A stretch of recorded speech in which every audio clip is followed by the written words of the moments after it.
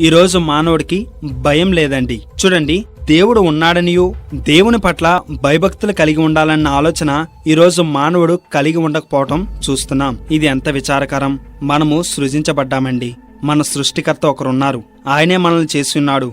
ఆయనే యావత్ ప్రపంచాన్ని సృష్టించున్నాడు. ఈ సృష్టి అంతా సృష్టికర్త లేకుండా రాలేదు. మరి ఆ సృష్టికర్తకి నీవు భయపడుతున్నావా? మీరు పరిశుద్ధమైన ప్రవర్తనతోనూ భక్తితోనూ ఎంతో జాగ్రత్త గలవారై ఉండవలను. చూడండి, జాగ్రత్త మనకెంతో అవసరమండి. ఈరోజు మానవుడు దేవుణ్ణే ధిక్కరించేటువంటి పరిస్థితిలో జీవిస్తున్నాడు. ఆయన రాకడ సమీపమవుతున్న దినముల్లో భూమి మీద అధికమైన జ్ఞానాన్ని తెలివిని కనుగొంటారంట.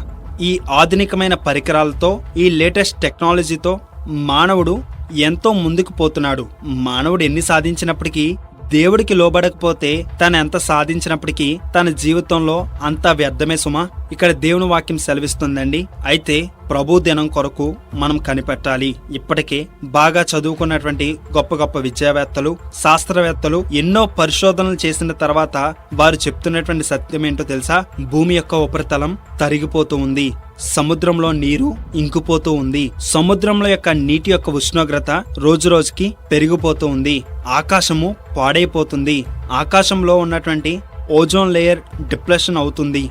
ఈ వాయువు పాడైపోతుంది.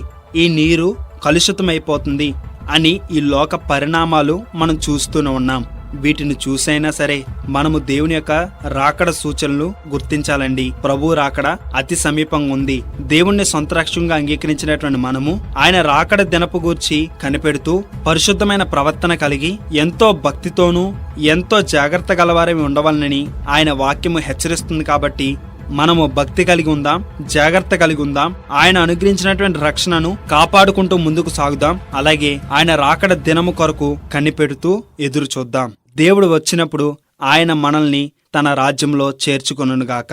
ఆమేన్. ఇదిగో